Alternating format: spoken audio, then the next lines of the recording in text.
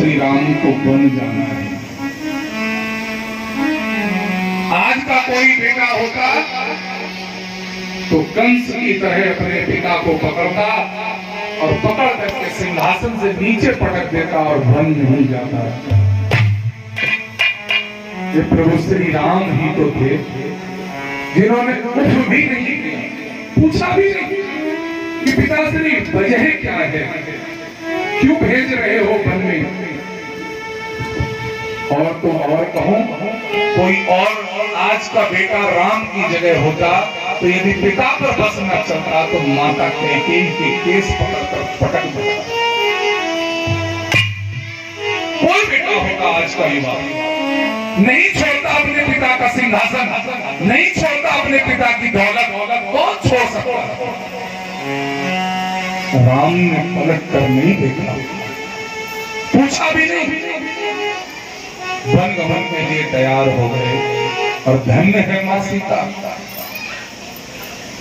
ये भी नहीं सोचा कि जिस राजमहल में प्रवेश किया है उस राजमहल का अवलोकन तो कर ले।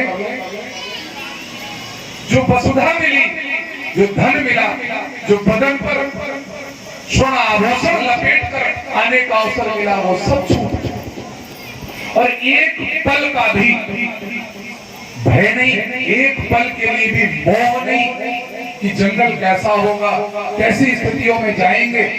चल पड़ी सीता। क्यों हम उनकी कहानी कह रहे हैं? हमारे पिताजी, हमारे दादा, हमारे बाबा की कहानी कोई क्यों नहीं कहता? तमन्ना हमारी भी है कि हमारी भी कहानी ये समाज गाए। लेकिन याद रखना, मोटी मोटी सोने की जंजीरें पहन लेने से, 10 उंगलियों में स्वर्ण आभूषण पहन देने से, बहुत महंगे वस्त्र पहन लेने से, फॉर्च्यूनर और आडी जैसी गाड़ियों में बैठ लेने से ये दुनिया हमारे गुण नहीं जाएगी। बहुत सारी संपत्ति और खेती के मालिक हो जाने से, बहुत सारी फैक्ट्रियों के मालिक हो जाने से ये संसार हमारे गुण नहीं उड़ाएगा। और मैं अक्सर ये बात कहा करता हूं, यदि प्रभु श्री राम बन न जाते तो कभी बन न पाते। प्रभु श्री राम बन को गए, इसीलिए बन गए। यदि वो वसुधा का त्याग नहीं करते वो कभी नहीं बन पाते। हम उनकी कहानी कभी नहीं कहते। न जाने कितने राजा हुए हैं और न जाने कितने राजाओं के बेटे हुए हैं। कौन कहता है उनकी कहानी? कौन कहेगा हमारे बेटों की कहानी? और हम किसी के बेटे होकर जब अपने पिता की कहानी नहीं कह सके तो मेरी भी कोई कहने वाला नहीं, ये झूठा अभिमान हृदय से निकाल। और प्रभु श्री राम जब जाने के लिए जिद करते हैं, भरत को एहसास हुआ है तब निषाद राज के पास पहुंचने का। और जब प्रभु श्री राम निषाद राज के पास पहुंचते हैं तो निषाद राज आग्रह करते हैं कि सिंहासन प्रभु आपका है, आप आओ और इस पर पधारो, बैठो। यदि तब भी प्रभु राम में भूख होती कि मुझे कैकेयी को नीचा दिखाना है तो मैं निषाद राज के यहाँ राजा बनकर उनको ये नीचा दिखा सकता हूँ कि मैं राजा बन सकता हूँ, मुझे राजा बनने का सामर्थ्य। प्रभु राम के जीवन का एक भी हिस्सा ये नहीं बताता कि उनको एक भी प्रतिशत का मोह, लालच नहीं था। और फिर निषाद राज को त्याग कर जब केवट से मिलन होता है प्रभु श्री राम का, एक छोटी सी यात्रा है एक नदी को पार करने की। प्रभु श्री राम जब केवट की नाव पर पहला कदम रखते हैं तो राजा राम के बेटे हैं, और जब नदी के उस पार उतरते हैं प्रभु श्री राम तो तपस्वी राम है, फिर वो राजा राम नहीं।